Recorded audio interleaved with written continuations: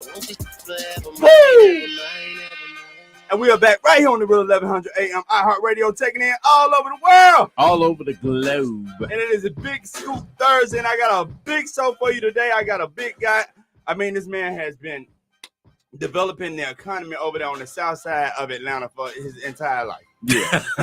Now, I notice how you catch yourself. You're like, I got a big guy. He look at you like, who you calling fat? I had to gain some weight, so yeah.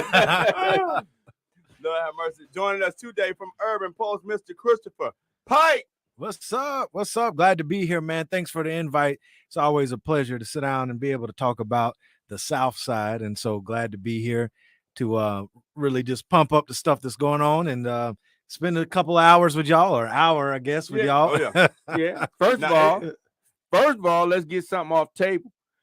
I don't appreciate how you came in here making us look bad. You up in here suited up, with the driver's cap and everything. Right. Listen, they said I was coming on the #1 business show in the world, so I figured I need to look the part. So I put it on. Oh, man. Ladies and gentlemen, let's go ahead and get these announcements out of the way real quick. If you are out in the Smyrna area, I want you to go visit all my friends over at Titans Fitness, world-class training facility, fitness programs, nutrition, and no McDonald's, Jeff. Hey, you got to let the McDonald's go, Jeff. I heard that the fries actually help your metabolism. It helps you slow down a lot.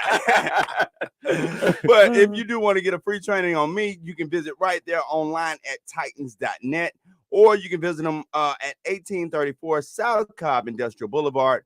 Go and ask to speak with Rachel Stuckert from Impact Fitness, and she will give you a training right here on the #1 rated business show. If you're out in the Douglasville area and you want to stay looking good, want to stay looking fly, like I need to go visit my guy tomorrow, I want y'all to go visit Studio 1211. You can call, schedule an appointment right there at 770-485-6772. Or visit them right there at 6405 Fairburn Road, right there in beautiful Douglasville, Georgia. That sounds good. And we got a lot of work going on out there, too. A lot. Really? So much traffic. But no, thank you so much for joining us in studio today, Mr. Pike. I know it's been a while since we've been able to kind of sit down and talk, because I know you've been over in the city of South Fulton doing all that work down there that you did. Right. And I mean, Lord, that South Fulton is going like crazy, brother. It is. Yeah. Like, ever since they got their cityhood, it's just been boom, boom, boom, boom, boom. That's all you hear about now. Soul food, soul food, soul food. Yes. Yes, Lord. Well, I tell you, I tell everybody that South Fulton's one of the fastest growing cities, not only in the state, but in the country. I mean, when I was there, we were building about 1,100 single family homes a year. So if you think about that, that's phenomenal growth. I mean, some cities only do maybe, 20, 30 new homes a year. So to be able to see that amount of growth. But I tell everybody, man, the future of Metro Atlanta is on the south side. Everything south of I-20, I mean, that is really the future. Because, Gwinnett County, I mean, how many more people can you squeeze up there? Yeah. It's like they're going to have to take 85 and make a whole nother highway. You cannot get up or down 85 any time of the day going to Gwinnett. It's crazy. Right. So I don't know why nobody want to live up there. That's the truth. I don't know why they would either, So, but, I tell people, though, when you look at what's going on and what's happening, we got to be prepared to take advantage of the opportunity that's going to come. So that's the other thing, is being able to plan, make sure that the cities are really connected and plugged into what their future looks like.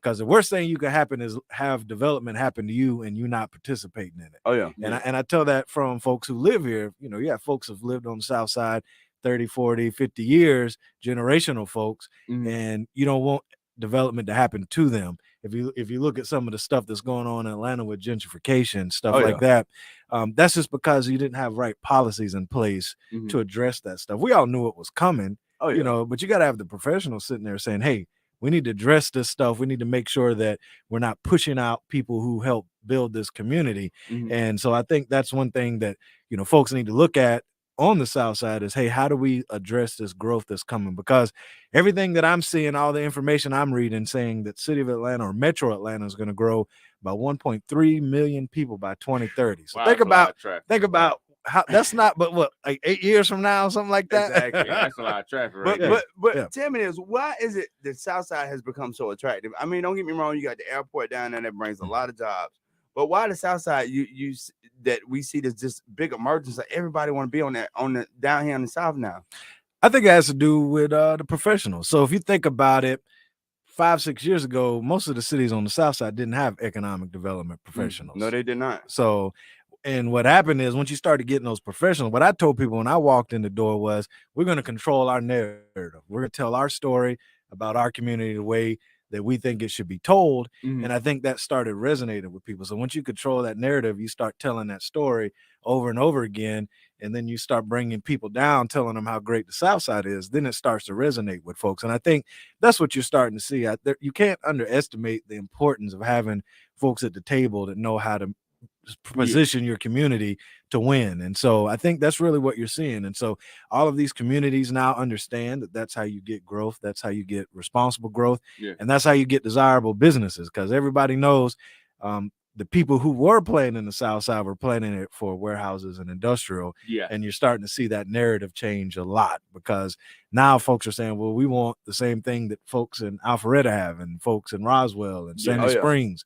And so that's when you're starting to see that type of development come on the South Side.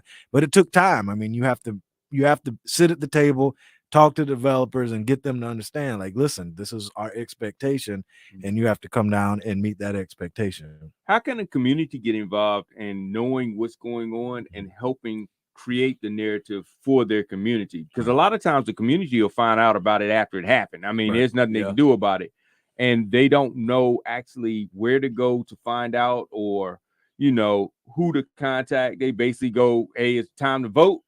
I like this guy's shirt, I'm gonna vote for him. I mean, they don't even know what's going on. On these smaller elections, for real. Because a lot of times you don't know who the people on the ballots are. Yeah, that's true. And listen, I tell people all the time, citizens have a responsibility as well in this whole situation. They have to be plugged in, and there's too many avenues not to be plugged in now. So back in the day, before you had social media and the internet and all that, I mean, you had to read and find a little meeting notice.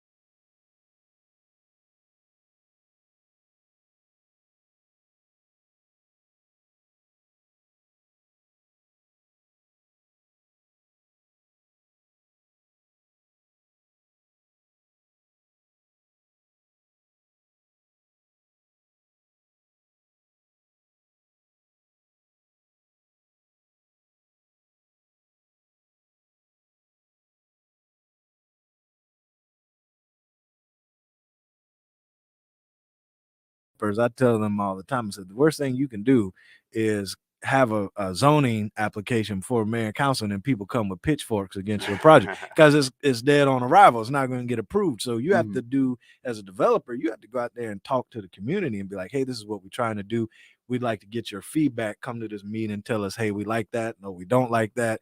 This sucks. That, so that way when you go and you present to the mayor and council, the community will be like, okay, well, we know about that. We don't agree with everything, but we can deal with most of what they got going on. And so I think that's the other part of it as well. So, now how should people look at things from a level of an economist? What is actually that essential role, or what's one of the things that you do as far as being an economist?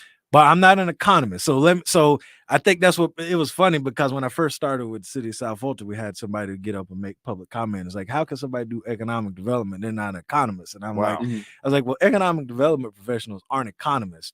We give economists something to talk about. Okay. So, so the economic development, sit on the sideline and they call this. They just tell them what's happening. Right. They just report on the stuff that we're doing. That's what. So what we do is we go out and we actually engage the folks to actually get the stuff built that economists talk about. So when we're talking about job creation, well, somebody has to be on the local level making that job creation happen. Or if we're talking about new home sales, or we're talking about new new capital investment in a market.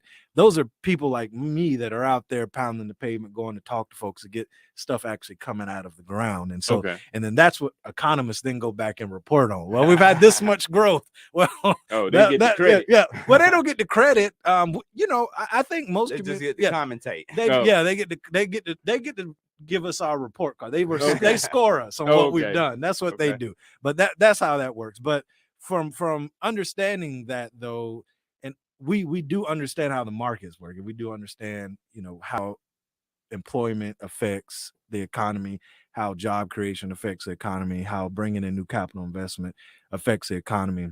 The reality is the more opportunities you create for people, the better the economy is going to be. And so we do understand that, but we're actually physically do the work as opposed to doing the reporting of the work. So yeah, that's the best way. That's the best way to break it down from an economist to an economist. It's like this, there's the guy behind that Marcus, and there's the guy in front of the daggone mic that takes all the credit. Right. Oh, wait a minute. Hold up. I feel like there's some shots fired.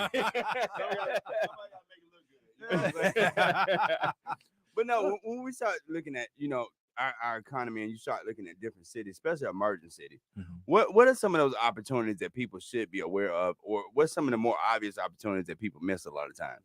Right. So I think the thing that most people, well, let me back up a little bit to that, because in order to be able to take advantage of opportunity, you have to be prepared for the opportunity. Okay. And I think I know the issue that with most businesses, because we saw it when we were giving out money for CARES Act funding, we were giving grants to businesses. They didn't have basic foundational stuff in place to be able to take the grant. All we asked for was 2 years business tax return and a business license.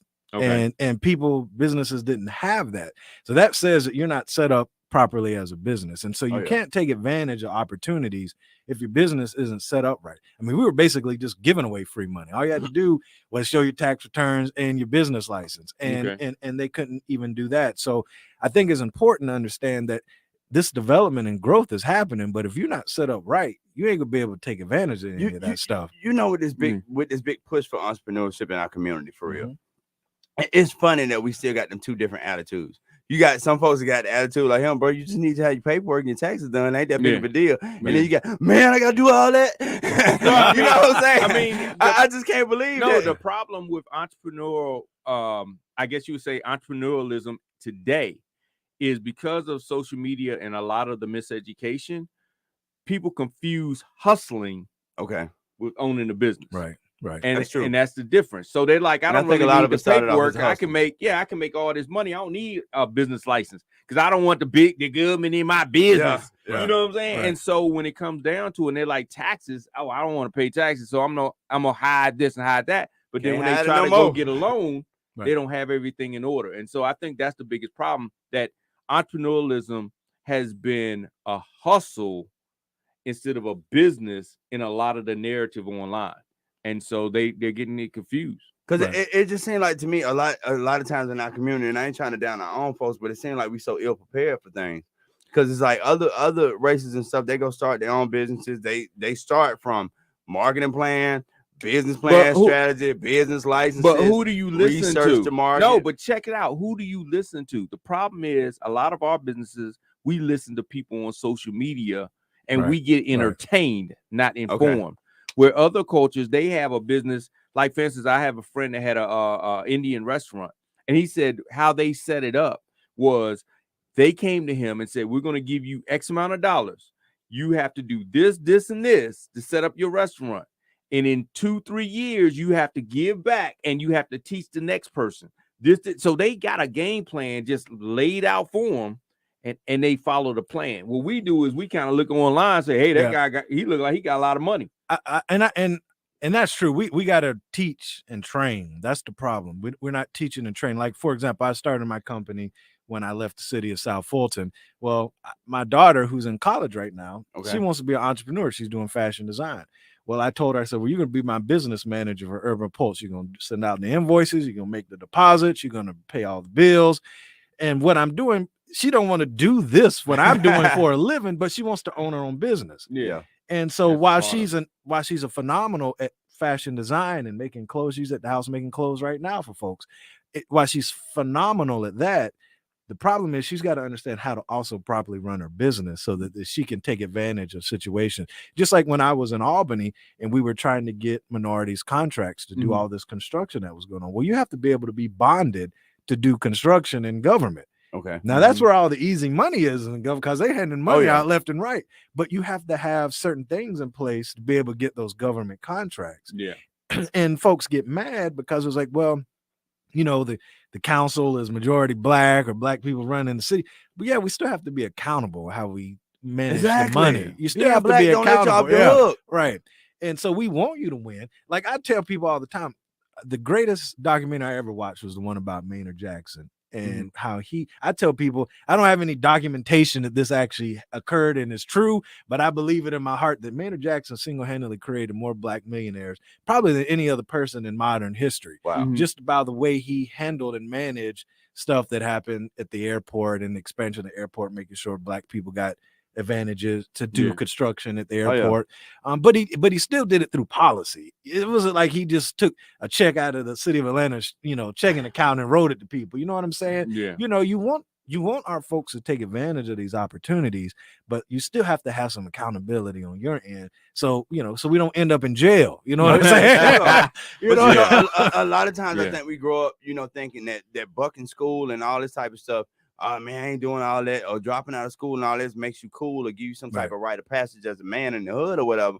But a lot of times what ends up happening is a lot of that type of stuff, you should have sat there and learned how to get that paperwork straight. Well, even in school, or obey rules from somebody. Well, no, even in school, they don't really teach you a lot of that. Schools fail people. Yeah, I know that's hard to say. We don't want to admit that, but schools, and I teach my children this. My daughter's in college and everything. But if you look at some of the most successful people in this world, none of them dropped out of college. Because what college does is it conditions you to work for other people. Exactly. And schools, classrooms, K through whenever, they don't teach you the things that you need to know to be successful. They teach you how to work and follow rules. That's what they teach you how to do. And the problem is, if you don't have somebody there, a parent or somebody teaching your child, yes, you need to know how to add 1 + 1, but there's way more stuff to the world than that. And so he brought tears to my eyes.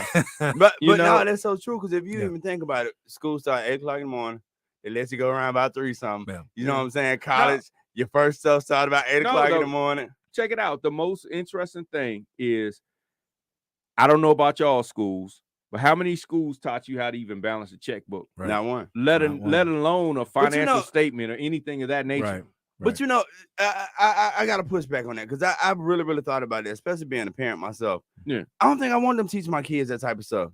Teach them what they need to know. Give them the basics, the history, and all this. Let them get past the driver's test and all this. Daddy got it. I don't want y'all teaching. But see, that's you're an active parent in that aspect, and you're an entrepreneur. Think about it from a parent that is a 9-to-5er and they're just keeping their head down, waiting for that pension. See what I'm saying? So they're not teaching you entrepreneurial skills. They're just like, hey, just get good grades. Oh yeah, be accepted by your teacher. Your teacher says 1 + 1 = 10. It is what it is. I don't care what you think. Right. Don't think for yourself. That's why they took critical thinking out of college. They don't want you to think for yourself. Trust me. So, no, but listen to this. I always say this. There is a game. Now, there's ones that don't even know it's a game. Mm-hmm. There's ones that know it's a game, but don't know the rules to the game, don't know how to play it. And then there's ones that actually know it's a game and they make the rules to the game. Oh, yeah. The problem is a lot of us are listening to people that don't even know it's a game. Wow. So they don't even know I need a business license. They just think I can just set up a website. You still think your friends are here for you and all that. And I can make money and it'll all work itself out. They don't know, like you said with your daughter, that the majority of your business is doing things that you don't even like doing until you hire somebody to do those things. And it's overwhelming when you're like, oh, I got to balance my books. I got to do this. I got to do that. And that makes your business now not fun to do because we've always been taught you like to make shirts. Make shirts. Go out there and make some shirts. Just sell some shirts. Yeah. And that's your business. But actually, there's 20 other jobs you got to do. And then by the time you get around to making your shirts, you like, I don't want to do this. Right. Exactly. Right. And to that point, though, when you talk about hiring other people, you do want to hire other people. And I watched, your show the other day where Airbnb was talking about. I was talking about, hire people so you don't have to, but you want to make sure you know how to do everything because the reality is you want to make sure your accountant's not ripping you off because that happens a lot. So you got to be able to check those books and know, okay, these numbers make sense based on the production we've been doing and our expenses. You got to be able to know. You got to check the people who are checking you. Yeah, but that's such good advice for entrepreneurs because a lot of times, even with me, we open the apparel shop out there in Hiram. I don't want to be a screen printer, bro. It's a lot of work, but I'm taking the class to make sure I understand what the person that I'm hiring is supposed to be doing. Know what good so that way like. He can't come over there getting over on me. Yeah, like, man, we got you. No, you don't. Nah, know what good looks like. But the other thing about that is, and that's one of the things that always killed me about the government is that, we only train one person to do something. When that person's out, we shut down that function of the government. She on vacation. You ain't be able to get this done till they come back in next week. No, you got to cross train. Good business got to keep going. If somebody on vacation, this function still needs to happen. And it's the same way in your business. You got to know, you don't have to do everything, but you have to know how to do everything. And if you don't, then you've kind of failed as a business owner. And I know once you get to a certain level, that's not necessarily true. Like, I don't think Elon Musk is out there putting tires on the cars that's coming off the assembly line. Yeah. But I think he would if he had to. But he might. I think he would if he had to, honestly. He's serious about it. Yeah. But so at some point you grow past some of that. But the reality is you got to know, especially if you're a small business, how to keep your business running. If something happens, something pops off and somebody's gone. Now, I'm glad you mentioned Elon Musk because I love this conversation. You mentioned Elon Musk. Well, one of us did. Well, I said Elon Musk not out there putting tires on his car. But no, I love that you mentioned that because we had this conversation all the time. We still sitting here arguing over these little small independent things that we argue over, and racism and all this other type of stuff, and they building literally the next economy right above our heads up there in space. Right. You know what I'm saying? And none of us is thinking about it. Right. Like, I don't know not one black business is in space tech anywhere. Like, seriously, I can't think of none of my friends that came to me anything about trying to even put a cheeseburger stand in space. I'm just saying. Yeah. But they're building this whole brand new infrastructure. How do we start changing our vision? Because what I've seen working with small businesses and medium-sized businesses and even some large businesses over my career over the last 15 years, our vision is so much smaller. Right. Yeah. And I guess it's being realistic. But it's a lot of times folks come to me with such a small vision. It's not realistic. But do you know how often, and I hate to say this, in the black community, when I'm sitting down consulting with somebody, I hear the word $1 million. Mm-hmm. Yeah, $1 million. But no, what I'm saying is I barely even hear it. Right. You see what I'm saying? Man, I can make, 10, 15,000 or 20,000 a year. And then I sit down with these big white corporations or these white businesses, even the white startups. Man, we can scale to 1.2 in the first year. And then after this, why are we not on this thought process? I think it goes back to I don't want to make it that simple that it's more than just education, but it's the conditioning. So because as a culture and as a race, Black people are so far behind when it comes to having access to capital, when it comes to having resources to build a business, we're 30, 40 years behind everybody else. So $1 million is what we've been conditioned because 40, 50 years ago, $1 million was a lot of money. We know today that's $1 million. Chump change. If it's like 100,000 when I was growing up. If you have a 6-figure job just working for somebody, you're gonna have $1 million by within a few years. Just the nature of your salary. So that in itself is just what we've been conditioned to believe. And my generation, we made more money than the generation before and that generation. And so we're thinking incrementally we're advancing, but we're not advancing as fast as other societies just because of where we've started. It's like that video that's all on social media where they put all these kids in a line to do a race and they told all the Black kids to stand still and they told the white kids to start running. Oh yeah. And then after they got to a certain place, then they told the Black kids to start running and they're trying to catch up, but they're so far ahead that they're not going to catch up. And so that's kind of how we are from a societal standpoint and access to resources. We're going to hold it right there. We'll be right back right here on the Real 1100 AM iHeartRadio, taking in all over the world. We'll be right back with the one and only Christopher Pike. I am KC Pride. And I am Mr. Marketology. We'll be right back after this. Since I've been single, side chick wanna be me chicken. Dodge your call like the Matrix. Dodge your call like steady on top. Better believe They keep praying on my fall, y'all better believe I'ma die on top. Better believe. I just watch my ops team up, y'all better believe. It's the Rockstar KC and Mr. Marketology. invite everybody to join us at our brand new time for the #1 rated morning show at 10 a.m. in the morning. live on the Real 1100 AM and iHeartRadio all over the world. And that's Monday through Friday. When news is breaking, you need to be connected and need to know what's going on. You want local coverage because that's where you'll get the real story. When it comes to sports, you want local coverage of your favorite pro and college teams because they've got the inside scoop. The iHeartRadio app gives you local coverage from over 1,500 radio stations across the country, keeping you informed. And best of all, the iHeartRadio app is free. Download it or go to iHeartRadio.com. Tune your radio. Tune in. Now, you can tune into this radio station on any smartphone or tablet. iPhone, Android, BlackBerry, Nokia, Samsung, Windows phones, or whatever you have. Download the free TuneIn app from your phone or tablet's app store. Tune in with music, sports, news, and comedy from over 70,000 radio stations around the world, including this Beasley Broadcast Group station. Check it out at tunein.com or your app store. What up, y'all? It's your boy Rodney Perry, comedian extraordinaire, and I'm rocking with my boy KC Pride on the #1 rated business show. What?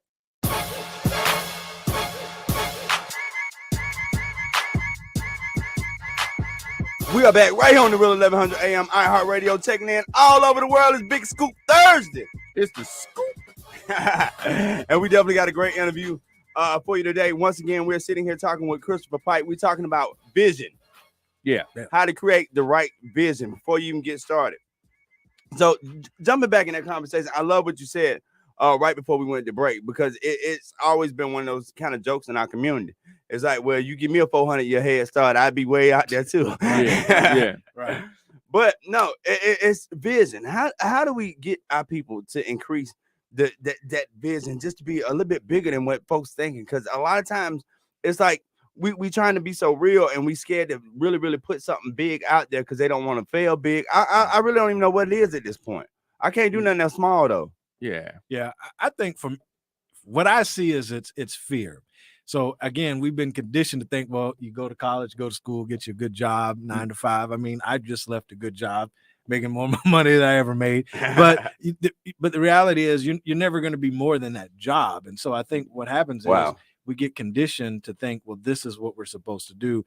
And then we get, life happens. You have kids, you get a mortgage, you have car payments now. Now you're stuck. Yeah. And so you don't want to jump out there because of the fear of failure. And so we've just been conditioned to think, well, this is what we're supposed to do.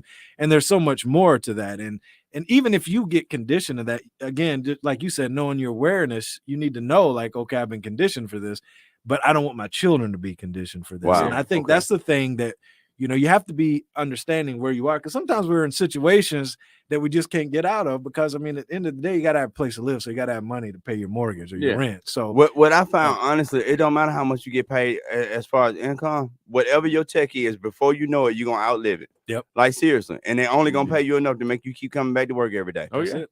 Yeah, what was that mean, that your job pays you just enough for you not to quit, and you do just enough for not to get fired. right. Or no, they pay you enough to make you forget your dreams. I think that's what it was. Yeah. And so again, just that mentality of you got to come and show up for a check and do the minimum work. But I tell people, what I tell my kids all the time is like, listen, I said, just like when I left. Mm-hmm. A week later, they posted my job. If I died, they would have posted my job. If I left, they would have posted my job.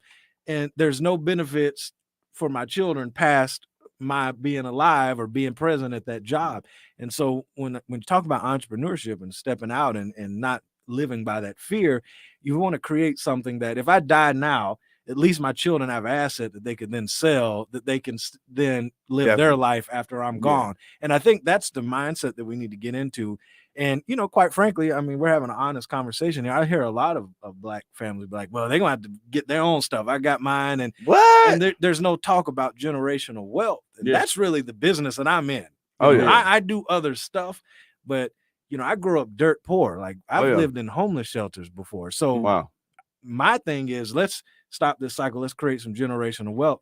Just like when you tell your kids, oh, well, they're 18, they need to go out and get their house. Well, my daughter's upstairs in her room right now, because I don't want her to have to be like, oh, I need to go out and do this so that I can make money to pay my rent. No, you get yourself established, get yourself where you can do some impactful things that are going to build a future for you and your children. And then that's kind of the mindset and the posture that we need to have and we need to take. And I just don't think we do that enough. No, that is so true, because even with me, when my father passed away, he left me with $10,000.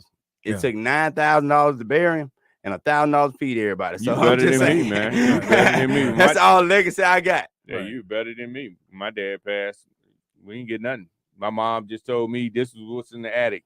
Take what you want. Yeah. Wow. But now we definitely have to start thinking on that level, because too many times we don't get that jump in life, or our kids don't get that jump in life that so many other folks, got. Right. And I think also we need to change first of all, two things. One, we need to be observant.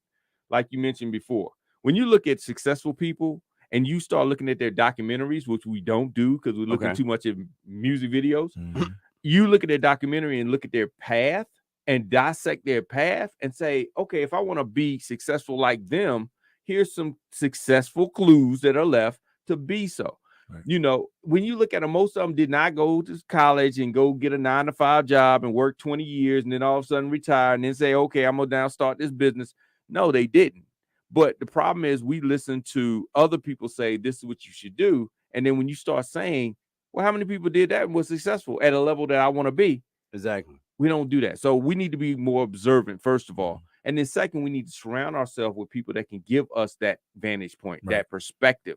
If you're actually going to some of these networking events, like with commissioners and things of that nature, and you start hearing their conversations, now you're getting into a new environment. So you start seeing different things. The problem is we want to hang out at networking events with the club and blah, blah, and we're hanging out with people in the same pool that we're in, trying to tell us how to get out the pool and be somewhere else. Right. Yeah. One of the greatest quotes that I've ever heard, and it might have been some social media stuff while we're talking about social media, but if you're sitting in a room or you're in a room and you're the smartest person in the room, then you're in the wrong room. Yeah. And so I think that's the thing. We get so caught up in, our insecurities that we don't want to go and associate with people who know more than us, who are bigger than us, who might be better in us in something. I'm not saying no one's better than anybody. Why we do that though? Like serious, because I remember back when I was a little bit younger or whatever, and it just occurred to me one time. I was sitting there, I was talking to a group of doctors, and it was like, why do I feel intimidated by y'all? Because at the end of the day, I'm not fixing to go in your operating room and do nothing, but you ain't fixing to step in my lane and do nothing either. Right. You know what I'm saying? I'm the king of marketing and branding and all this type of stuff, and you the king of being a doctor. You know what I'm saying? Yeah. Right. So why do we feel that way when we get around our peers or get around more successful people? I think a lot of it goes back to the conditioning. Yeah. We've been conditioned to be accepted. I mean, literally, most of our lives, we're striving to be accepted by somebody else that has no impact on our lives. Right. Wow. And that's why. But and that's true. But it's funny because last week I was in a situation, a conversation with somebody, and you're thinking, I'm like, well, here I am. I'm 43. I feel like I'm a kid, like listening to these folks. But what I had to tell myself was, I'm learning from these folks. You're never too old to learn. So even though you've done a lot, you have a lot of experiences. When you are in a place that is stretching you, then you're going to feel uncomfortable a little bit, but you have to be okay with that in order to be able to get those nuggets that you need to be able to grow. Now, when I left that room, I was much better off because now I had some insight that I didn't have before, which helps me be more impactful in what I'm doing from a career standpoint. And I think that's the thing we have to be okay with, is you have to be comfortable with being uncomfortable. Yeah. And you have to get to that point mentally to be able to grow. Everything that you want is right outside your comfort zone. Yep. Yeah. Absolutely. I promise you. It's like once, and I feel you, because when I first started going to networking events and all this type of stuff, it was the most just uncomfortable, nervous type feeling. You know what I'm saying? Not knowing what to say to somebody, or just walking up to perfect strangers and this type of stuff. And a lot of times, a lot of my friends let me down. They didn't want to go. Right. I ended up having to go by myself. Yep. But here we are 10, 15 years later. You know what I'm saying? Right. It's a much different story. So a lot of times you got to get out that comfort zone and just keep pushing. and until you feel comfortable. And then once you start to feel comfortable, guess what? You need to go get uncomfortable again. Yeah. You just stop growing. Yep.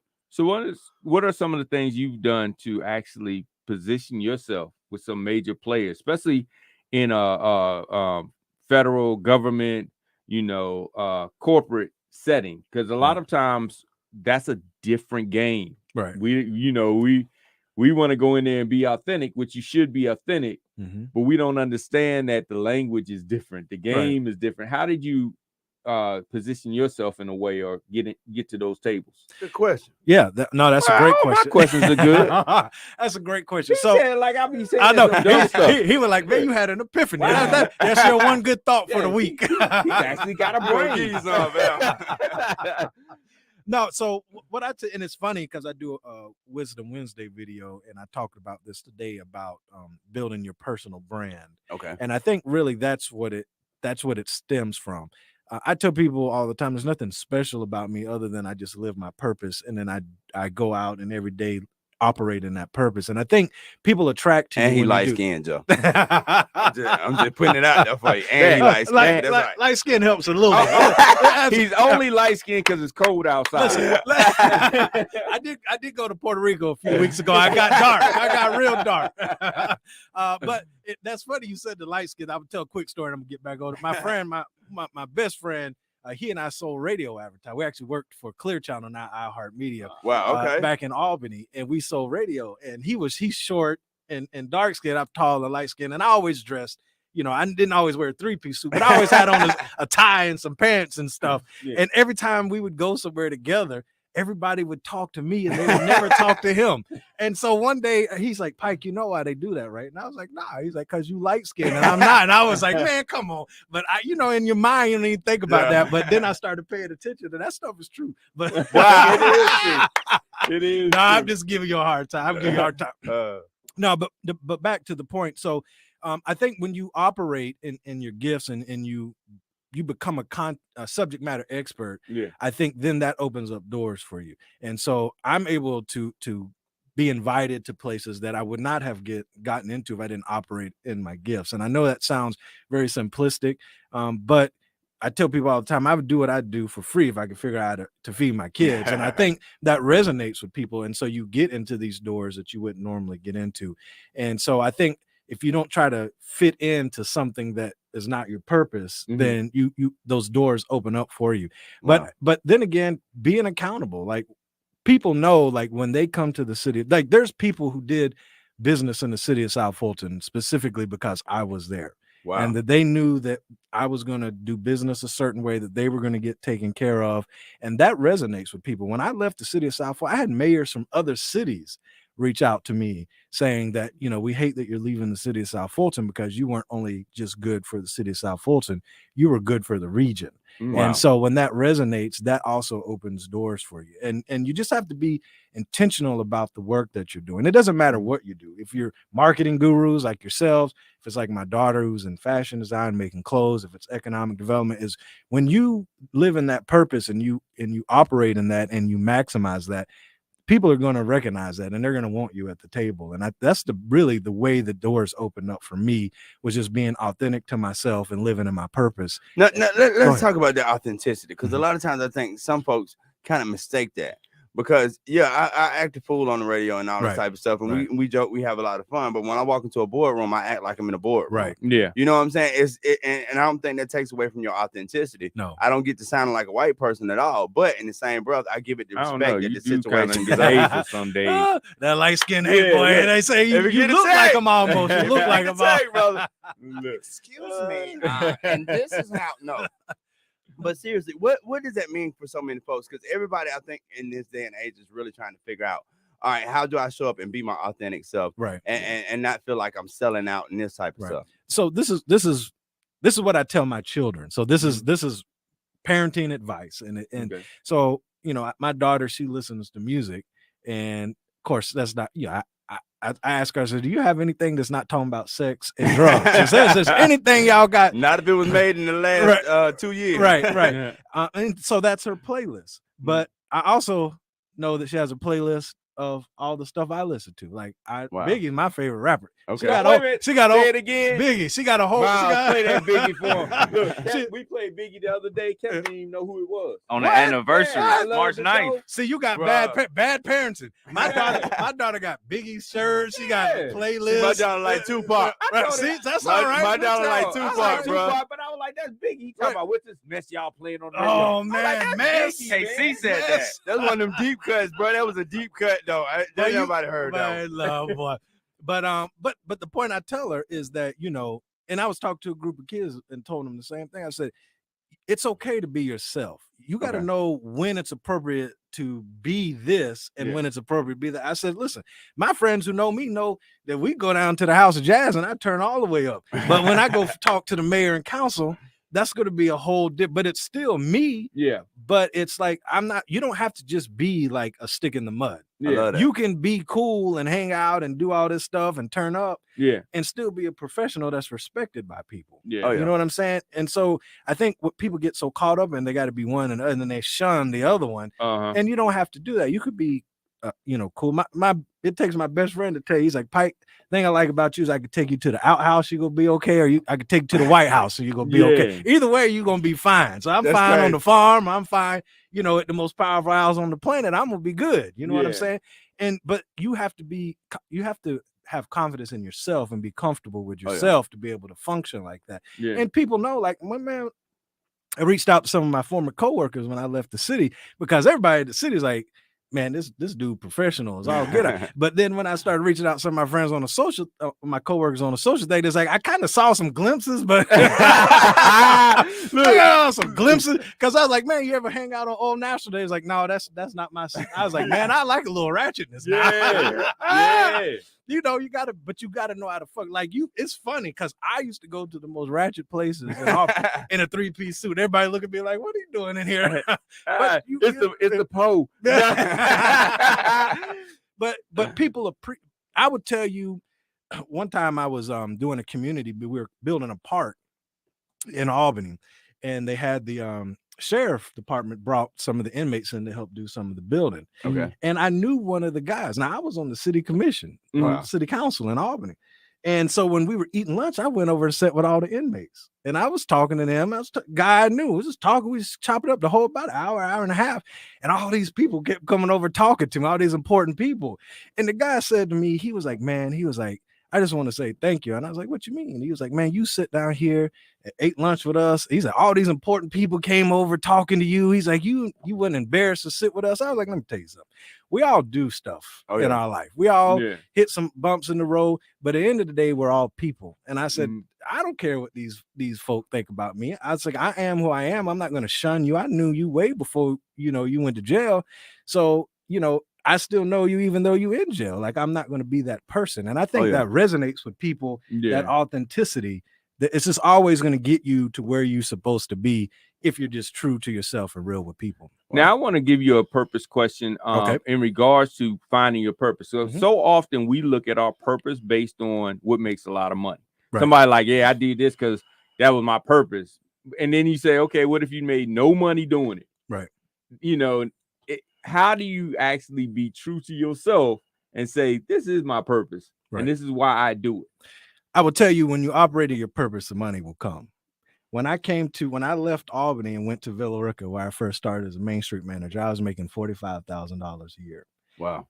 That was in 2015. When I left the city of South Fulton, I was making 6 figures. So from 15 to 21 or 22, I increased that much in salary. So every year I was increasing $15,000, $20,000 per year. Because when I went to Villa Rica, I was Main Street manager. Then I got a promotion to downtown development director and tourism. Then I became the economic development director, and then I got recruited to come over to South Fulton, and then I got a promotion in South Fulton. And that every year I was making more and more money. Now this year that I'm in now, because I started my own business, I'm gonna make less money. And that, but you go into it knowing that when you first step out, but it's going to come because I'm operating my purpose. The money follows the purpose. When you're doing what you're supposed to do, the money's going to come. Now you have to work. Now you have to work. I'm not saying, oh, well, I'm just doing what makes me feel good. Money's going to show up. No, you got to get, like, I gave City of South Fulton more than 40 hours a week. You know what I'm saying? So you have to do more than what is required in order to track that. But like I tell people all the time, I mean, Mondays were like Fridays for me. I loved what I did so much that every day was a Friday. Yeah. So Now, how do you rewind the clock back to when you was making 45 a year? Because see, when you're making 45 a year, unless them bills start piling up, how were you at 45? Yeah, well, how was you, like, yeah, this still is my purpose. I know I'm not making the money now, but this still is my purpose. Because a lot of times, it's like you're one pitch away from that breakthrough. Right. But you're like, I'm looking at it now. Maybe this is not my purpose because I'm not making the money right now. Well, I tell you, it was rough now. I mean, I lived in Atlanta making $45,000 a year. It was rough, but there were people there. Like, so for example, my brother and I were roommates. Mm-hmm. Well, he had a good job. So he was picking up a lot of the slack that I couldn't do. Yeah. Because he knew where I was in that season. Yeah. And then we got to a point where our roles kind of changed. Yeah. But the point of the matter is, I didn't eat necessarily what I wanted to eat, but I didn't starve. But you ate McDonald's. Yeah. He ate McDonald's, KC. I didn't have. He did it because he had to. I had to. Not by choice. I had the little, old broke down Ford Taurus, but hey, I got back and forth to work every day. You know what I'm saying? So you have, and then. But then, even though I was making 45, it increased so significantly, so fast that I didn't stay in that season that long. Yeah. And so that's really what I say is that, if you do things based off of money, you'll never be happy. And then when the money goes away, you'll be ruined. There's been many times that I've started over professionally, but because I was operating my purpose, I still bounced back. Like there's people look at me today when you knew the trials and tribulations that I went through when I left Albany. People look at me now and they're like, "Oh God, we never thought you would survive that." So you know what I'm saying? So you have to, be, again, I use that word intentional. You have to be intentional. You have to work. It's not enough just to say I'm operating in my passion. You have to actually go out there and work that every day. So that would be my advice on that. Now turn the conversation to your most recent endeavor. Right. The company that you have built now. Right. Tell us a little bit about the company and tell us a little bit about who you serve and how you're helping the communities.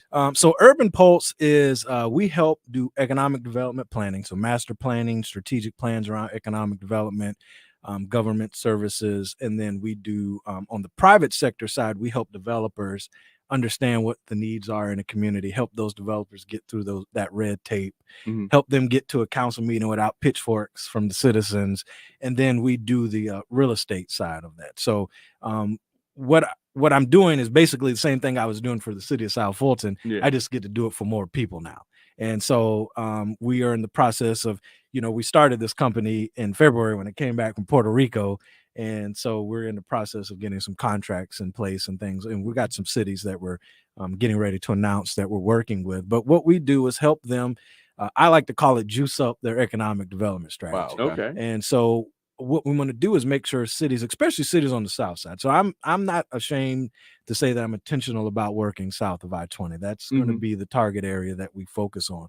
We want to make sure those cities are prepared whenever it's time for this growth, that they are having strategies in place that we're not displacing people, gentrification. The people that help build these communities need to be here when the money comes, and they need to participate in that. So helping them create a strategy around that, helping the developers that are coming most from the north side who think that only Black people should have this type of development, helping them understand, no, these folks have disposable income and these folks have the ability to support the type of development they want, and we can help you figure out how to get the money that you need, because at the end of the day, the developer needs to make money, but have a quality development that people on the south side can be proud of. And so that's what we help do. We bridge those gaps. We speak the language of government and we speak the language of the private sector, and we help put those two things together. Okay. Now that Amazon's there, is it a game changer? So I don't want to get in trouble for all this. So those things like Amazon, those big industrial buildings really have very little positive impact on the community. So everybody will tell you, they create jobs. They do create jobs. And at this point, because of the labor market, they are creating some good jobs. The working conditions aren't necessarily the best. But the reality is most of the people who live on the south side aren't working those jobs. Those people are coming from other places. So when you're talking about how are you positively impacting the geographical area that's servicing that building from a fire standpoint or a police standpoint, there's really not much impact.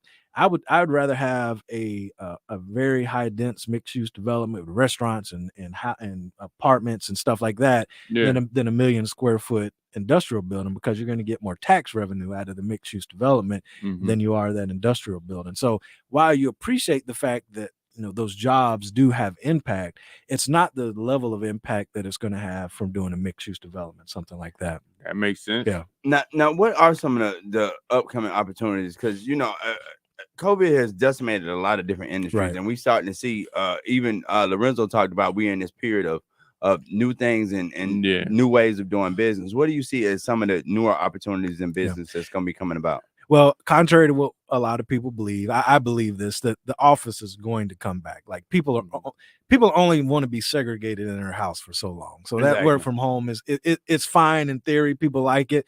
But I was reading, I think it was Atlanta Business Journal, one of those. I read all these publications every day, but they're saying Atlanta is the top 5 market for office rentals. And so that office space is coming back. Yeah, I mean, I do it because now I don't have an office to go to, but but it's a good way to save money. But at the end of the day, you end up in this cycle of you feel like you should be, anytime you got free time at home, you feel like you should be down in the office working. So that's going to come back. And one of the things that is a market that's really underserved on the South Side is Class A office space. Wow. And so I'm working with a developer now to bring some Class A office space to the South Side. Because there's such a need. And I have people ask me all the time, when I was with the city, they would call 2 or 3 times a month. Hey, I need some office space. And I was like, well, we don't have any on the South Side to give you, because all they're building is industrial. So I think that if you're trying to get into this market and you want to do something that's going to generate some revenue, I think pretty quickly, Class A office space is going to be that's true. Any mixed use development, because what's happening is the developers that are coming from the north side, they want to build garden style apartments with a little strip in the front, retail. We need some real true mixed use development. And so I think anytime you do that, you're going to attract, because I get calls all the time for restaurant space. Well, we don't have any restaurant space because there isn't any being built on the South Side. So if you think about every time you have what we call second generational restaurant space, which is a restaurant that is closed and has the hood vent and everything in it. I mean, that thing gets leased within weeks of the other business closing. So there's such a demand for it, but nobody's building it. And so I think if you have folks that operate in either one of those spaces, they're going to kill it, because there's just so much demand and so many people looking for the space. So as developers, we can just go in and literally build just restaurants in the hopes that a restaurant's gonna come in and lease this place for us, because a lot of times you kind of think of it in a different manner. You kind of think that the restaurant itself comes and put all that development together. Well, most of the time, restaurants are getting to that. Bigger restaurants don't want to have the asset on their books. So, like if you look like CVS, Walgreens, Publix, they don't actually own any of that, because that hurts their bottom line. They rent that off, and then they write off the rental. Wow.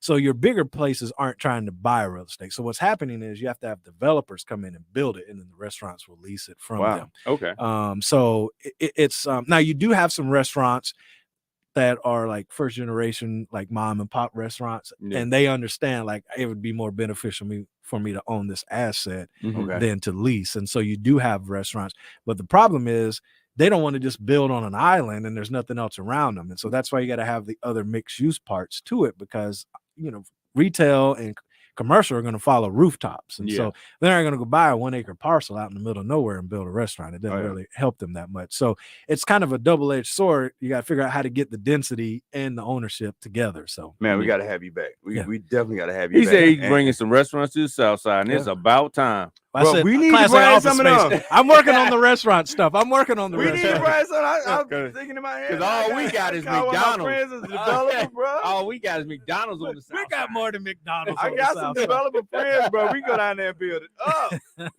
But if anybody want to get in contact with you, man, if anybody wants to do business with Urban Pulse, man, how can folks get in contact with you? Because I promise you, everybody is just floored by this interview. It's been appreciate that, man. A wealth of knowledge here today, and I even got some new ideas about some business. I'm leaving the radio. I'm gone. Well, you can do both, you know. You can do both. I'm finna go build me some restaurant. Yeah, do that. Hey, man, listen, the restaurant business is hard to get into. But if you want to hit me up, we're Urban Pulse US on all social media, urbanpulse.us on website URL. Look us up. We are definitely here to help. Even if it's a small mom and pop business that needs some help just navigating that red tape, we're happy to help you do that. Because your business license get lost, or you're trying to do your zoning application and it gets lost. So we're here to help with that. So please look government in your business. Yeah, well, government gonna be in your business. I don't know why people get that. I don't want them. If you carry around this cell phone, the government is in your business. Ladies and gentlemen, it has been another installment. See, even getting applause. Oh, man. Applause. Listen, That's what I'm talking about. We're going to go out on Biggie, too. Yeah. Biggie. Play some Biggie on the way out. It's been another installment of the number one rated business show right here on the Real 1100 AM. Trust me, if you are looking to get any advice in business, if you own, you're a mayor, if you're a part of a city development team, trust me, you definitely want to get in contact with this man right here, Urban Pulse. Christopher Pike, trust me, he is number one rated, approved, and he light skinned, Joe. So I'm gonna have to have you bring your partner in next time. I'll bring my homeboy. He's just as good as me, but he's just dark skinned. I told him salt and pepper is the best thing you ever put on anything. We're gonna need to balance it out. Ladies and gentlemen, thank y'all so much for joining us. Join us tomorrow for Freedom Friday. We's free. And we're gonna ask Dr. P some questions. She'll be back in the house. 10 a.m. right here on the Real 1100 AM iHeartRadio, checking in all over the world. I'm the Rockstar KC. And I'm Mr. Marketology. And we are out. At your cherry M3, bang every MC easily. Recently, frontin' ain't saying nothing, so I just speak my peace. Keep my peace. Cubans with the Jesus peace. With my peace. Asking who want it. They got it. Flaunt it. That Brooklyn, we on it. Biggie, biggie, biggie.